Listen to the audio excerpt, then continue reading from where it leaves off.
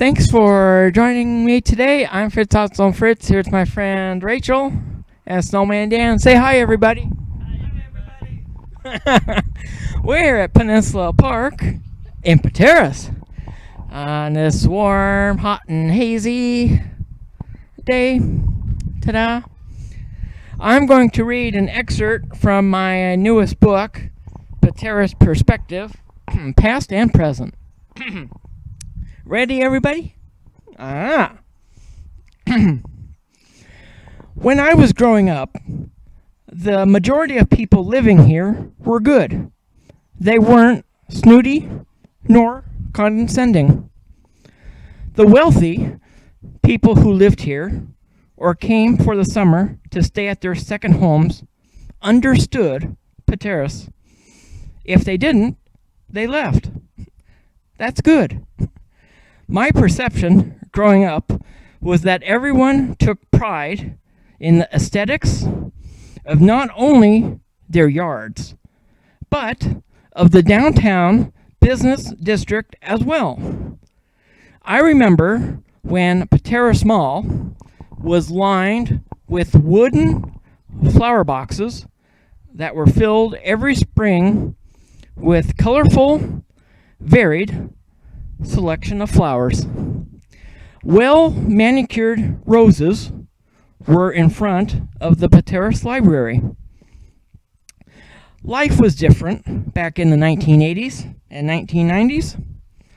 On some days, I just close my eyes and recall an image or memory from my youth to help me get through the day.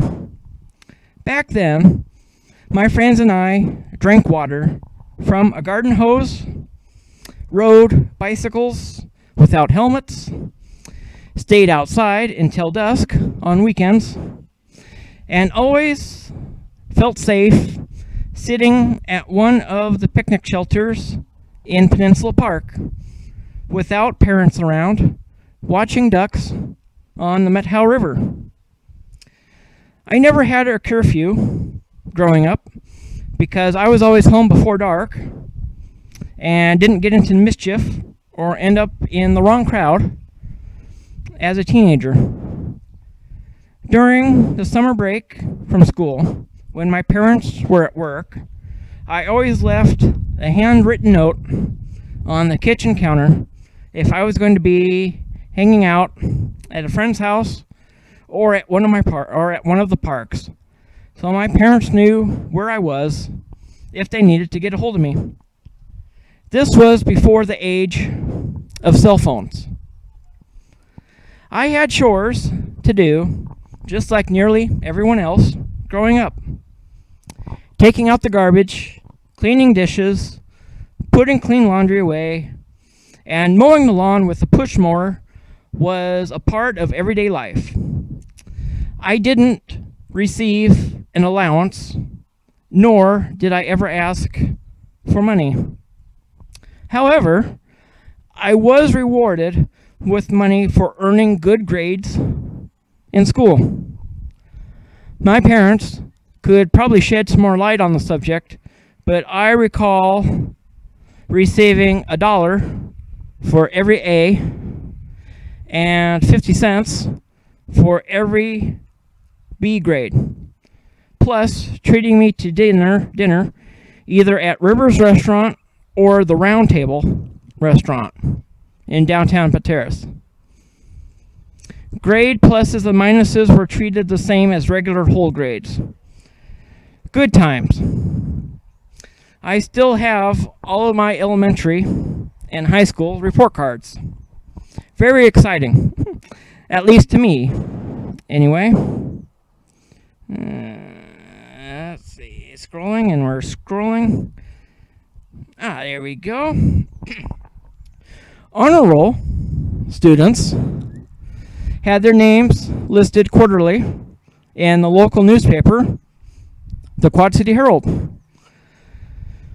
Some of those articles are featured later in this book. I lived in Pateros for nearly 31 years. The main problem with Pateros and Okanagan County as a whole is the lack of high-paying, sustainable jobs. Making $14 an hour is pretty good money, but might be seasonal money. Making a living and building a life here isn't easy.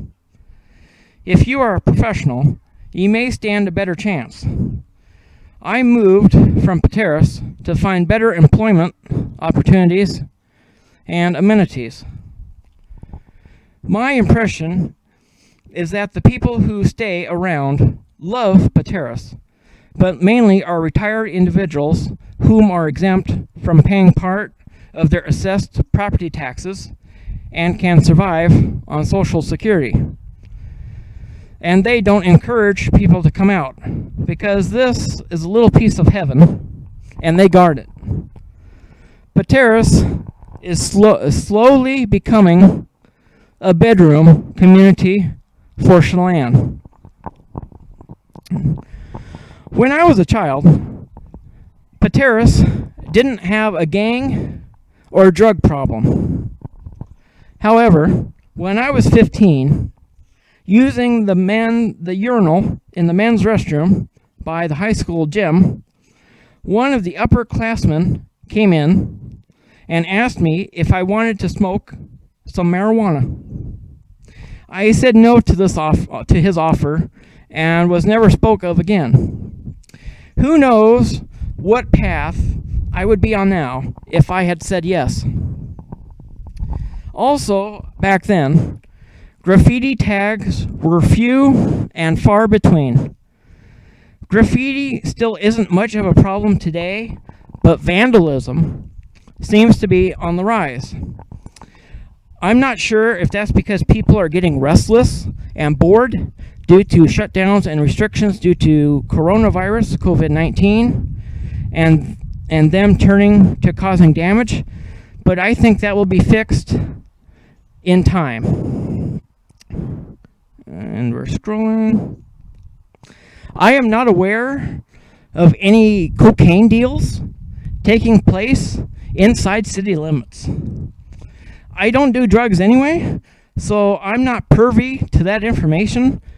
If it were true, maybe all the dealers will be dead from consuming their own product.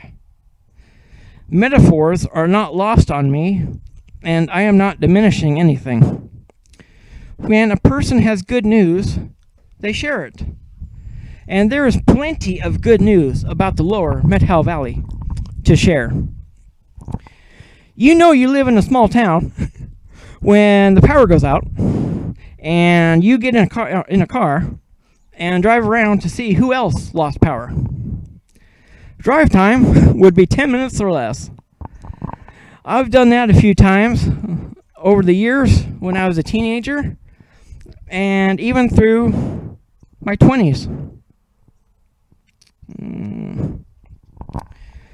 3 weeks after the Pateros Lakeview IGA grocery store burned down on August 1st, 1992, my dad and I sat on the post office step and drank a can of Coca-Cola while observing a construction crew demolish the burnt-out building shell. I still remember the overwhelming smell of burnt wood and plastic. Charred shelving units and vertical support columns were still discernible among the rubble. Even some exploded aluminum cans were scattered by the edge of the parking lot before being swept up by an excavator. The store was rebuilt in the same location in 1993, but eventually went out of business in December 1999. After all these years, I still have a special place for the old store in my mind. When you drive around the gravel roads, it's sort of a custom to wave at everyone you pass on the road. I once passed someone riding a horse on the road to Alta Lake, and we waved at each other.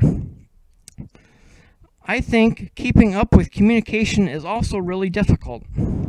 Sure, I'm unbelievably thankful for technology and its ability to overcome borders, but I think it's hard to not be with someone physically. Just the small gestures of seeing them and knowing that they're there is comforting. And I think a big reason why it's so difficult to get through this time is because we depend so much on that comfort. Pateros lost its only bank in December 2007 when the branch closed and relocated to nearby Brewster. Additionally, Pateros lost its only hardware store in April 2019 after the owners retired. As of this writing, the building is still vacant with a for rent sign posted in the window. However, I have heard plans of someone wanting to open up a sporting goods store in a section of the building. Would be nice to have more businesses downtown. As of October 2020, Pateros is home to a Chevron gas station, 2 hotels, 2 law firms, restaurant, tavern, library, post office, hairstylist, construction firm, car wash, dentist, bakery, automotive repair shop, real estate firm, museum, community resource center, storage units, foundry, private eye firm, bulk oil plant, K through 12 public school, daycare facility, fire department, and 3 fruit processing warehouses. Ta-da! Yeah. Thanks, everybody. Yay! Seagull. Banana.